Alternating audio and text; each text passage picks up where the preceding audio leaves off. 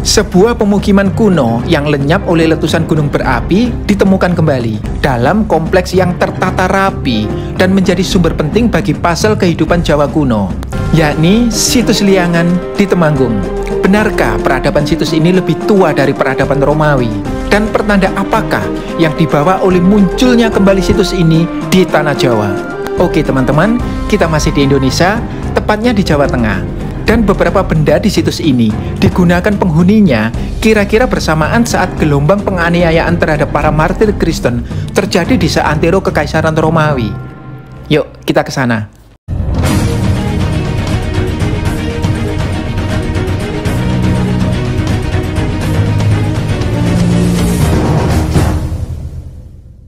Video ini dilengkapi subtitle.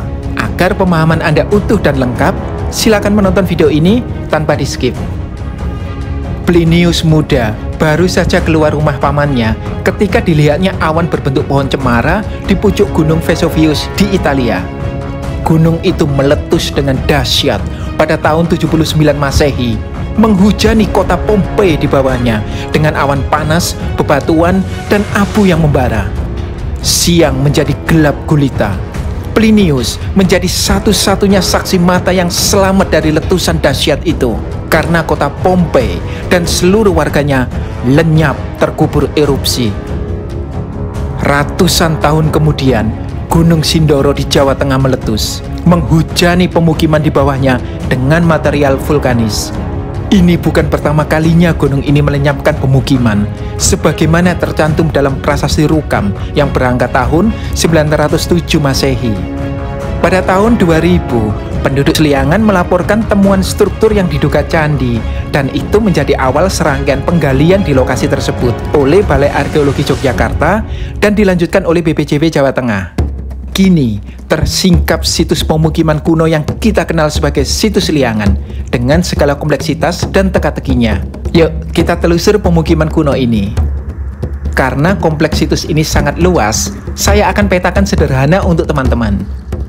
Dari pintu masuk, kita menuju ke sini, yakni lokasi pentirtaan. Pancuran ini sudah direstorasi. Perhatikan ukiran jalatwaranya. Berbahan batu putih yang seandainya utuh, pasti sangat indah. Di sini, pitara kita menyucikan diri sebelum melanjutkan peribadahan ke candi. Air disalurkan oleh parit ke bawah. Selanjutnya, kita ke sini, yakni sebuah candi yang tersisa kakinya saja. Saat ini sedang dalam tahap restorasi. Selanjutnya, kita di sini, sebuah tembok kuno. Uniknya, susunan rapi ini sebenarnya casing bagi susunan batu boulder di dalamnya. Terlihat? Lubang ini sengaja dibuat agar kita bisa melihat anatomi di dalamnya. Selanjutnya, kita memasuki area kedua yang lebih tinggi posisinya. Yuk, kita ke sini, ke sebuah sisa batur. Terdapat lubang-lubang tempat meletakkan umpak sebagai pondasi dari bangunan berbahan organik, misalnya bambu atau kayu. Jadi, ini seperti sebuah pendopo. Di sini ada dua batur, satu dinding kuno, dan tangga batu. Selanjutnya, kita ke sini, yakni sisa sebuah kaki candi. Terlihat ya, candi ini berlanggam Jawa Tengah. Pada candi ini terdapat yoni yang unik. Pertama, tidak seperti yoni yang umumnya dipahat pada sebuah batu tunggal. Yoni ini disusun dari beberapa batu. Kedua, yoni ini memiliki 3 lubang. Ini menarik, selain karena sangat langka, yoni seperti ini juga kami jumpai di Candi Bima, salah satu gugus candi di dataran tinggi Dieng. Sementara Candi Bima adalah candi yang masih murni bergaya India. Nah, kaitan ini tentu perlu kajian lebih jauh. Dan jika telisik candi-candi Dieng sudah ada, linknya bisa dicek di atas. Oke, lanjut ke situs Liangan. Di dekat candi ini berderet 4 batur yang kemungkinan adalah bagian kaki dari Candi Pewara atau candi-candi pengiring. Dibanding candinya, batur-batur ini lebih sederhana. Di batur paling ujung terdapat batu vulkanis yang sengaja diletakkan untuk menandai peristiwa vulkanis yang pernah menimpa situs ini. Masih di komplek yang sama, terdapat batur yang lebih besar. Kemungkinan ini adalah pendopo, tempat berkumpul sebelum melakukan ritual di candi utama. Di bagian belakang, terdapat dinding penahan tanah dengan susunan batu boulder. Ini dinding kuno loh, bukan bangunan baru. Kita lanjut menyusuri tangga kuno menuju ke sini. Area ini belum sepenuhnya dipahami karena masih dalam tahap ekskavasi. Ada yang berpendapat ini adalah lahan pertanian kuno. Ini diduga adalah yoni raksasa, simbol kesuburan dan tempat ritual sebelum bercocok tanam. Namun, pendapat lain menyebut ini sekedar lubang pembuangan. Selanjutnya adalah pagar candi. Barangkali untuk saat ini pagar inilah bintang di situs ini. Saya baru tahu pagar sebuah candi bisa begini tebal. Nah, jalan lebar berbatu ini adalah jalan kuno. Masih asli. Temuan jalan raya selebar 5 meter ini mengubah pemahaman akan situs ini. Karena muncul dugaan loka ini masih luas dari lereng bawah hingga ke atas gunung. Namun, meski situs Liangan terkuak demikian luas, perjalanan kita memahami kesejarahan loka ini baru saja dimulai. Terus ikuti ya teman-teman, jangan kemana-mana. Kita akan membedah lebih jauh kompleks kuno yang menawan ini. Dan rahasia apa yang dimilikinya sehingga tidak ditemukan jejak korban letusan gunung di situs ini. Dan dapatkah kita mengadopsi kesaktian leluhur yang menyelamatkan mereka dari bencana? Namun, sebelumnya jangan lupa untuk subscribe, like, dan share. Juga klik link di atas jika Anda ingin mendukung upaya kami lebih lagi untuk mengembangkan kanal yang akan memperkaya perspektif Anda. Apa yang ditemukan di sini adalah data sejarah yang menyentuh semua sisi kehidupan manusia, mulai dari keseharian rumah tangga, pekerjaan, ritual, hingga kematian.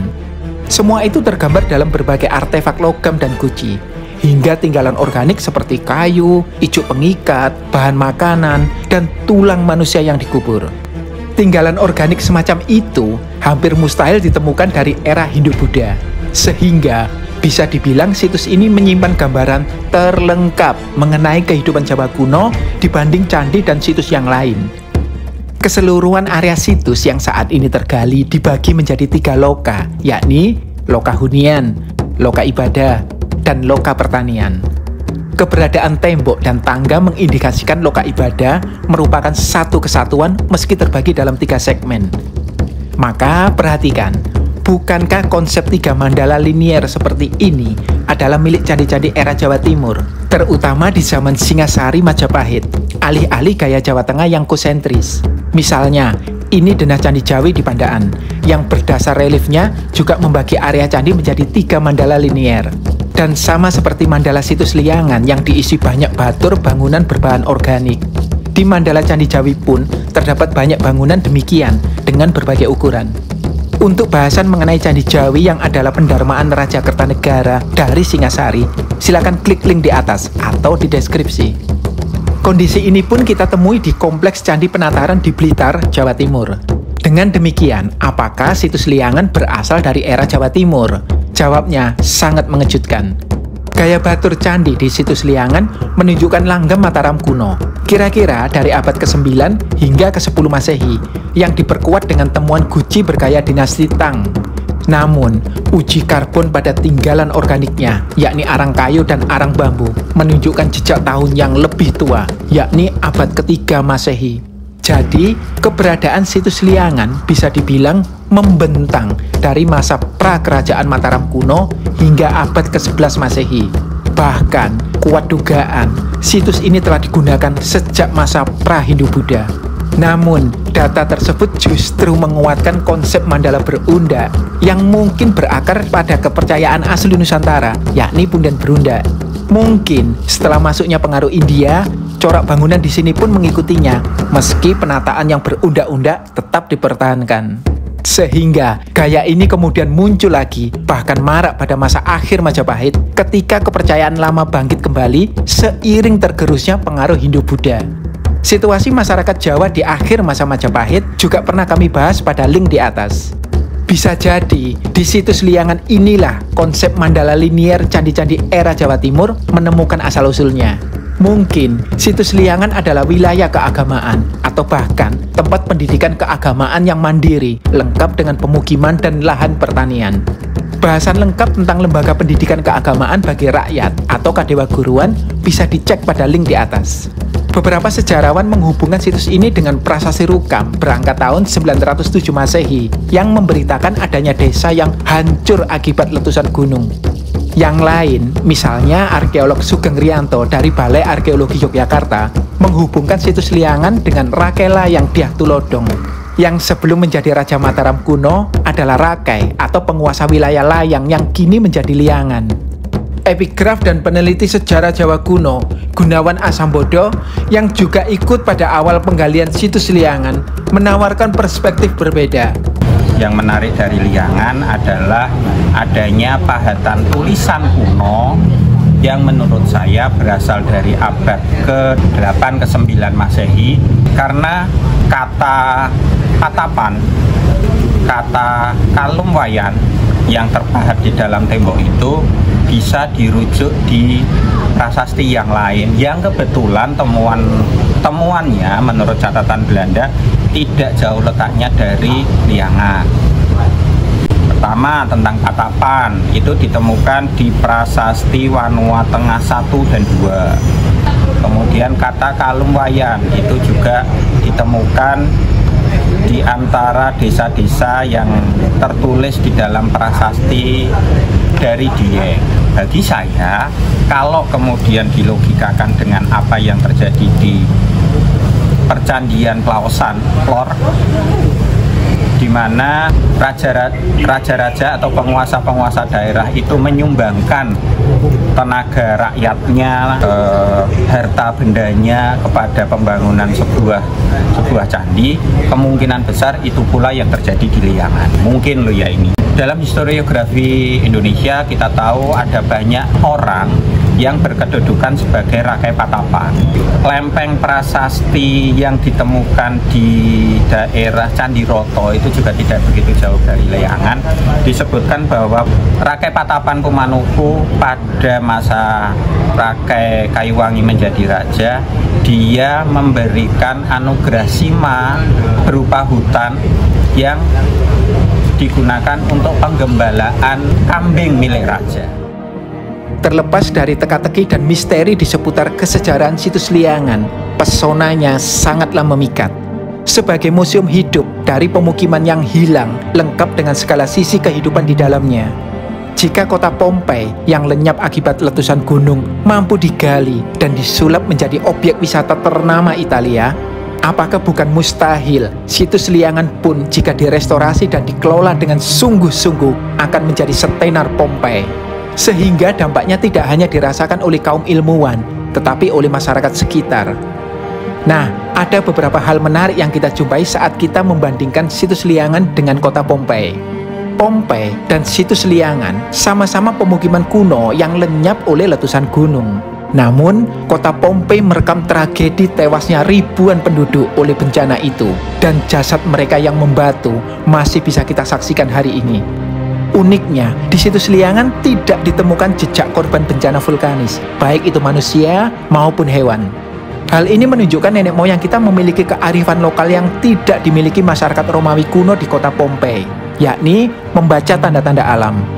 Kearifan itu memungkinkan leluhur kita menyelamatkan diri sebelum bencana vulkanis menimpa, sehingga tragedi Pompei tidak sampai terjadi di Liangan.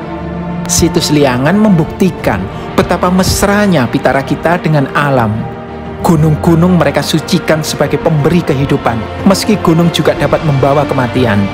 Kontras sekali dengan sebagian pendaki di zaman modern yang menyebut dirinya pecinta alam, tetapi mengotori gunung dengan sampah. Dan juga kita yang terus membebani planet bumi dengan limbah dan sampah. Hidup kita semakin tercerabut dari alam. Saya dan istri pernah melihat langsung di Selandia Baru hamparan gletser yang kian menyusut dari tahun ke tahun, sehingga jelas bagi kami pemanasan global itu nyata adanya. Dan bencana yang jauh melebihi apa yang pernah ditanggung oleh situs Liangan sedang menjelang. Di tengah kian maraknya peristiwa alam dan bencana ekologis di negeri ini, saatnya kita merangkul kembali kearifan lokal yang diwariskan leluhur kita. Mereka menghormati dan dekat dengan alam, sehingga mampu membaca tanda-tandanya. Peristiwa alam memang berada di luar kendali kita, namun kita dapat melakukan apa yang kita bisa. yakni merawat dan mengenal alam dengan sebaik-baiknya, agar tidak menjadi penyesalan di kemudian hari.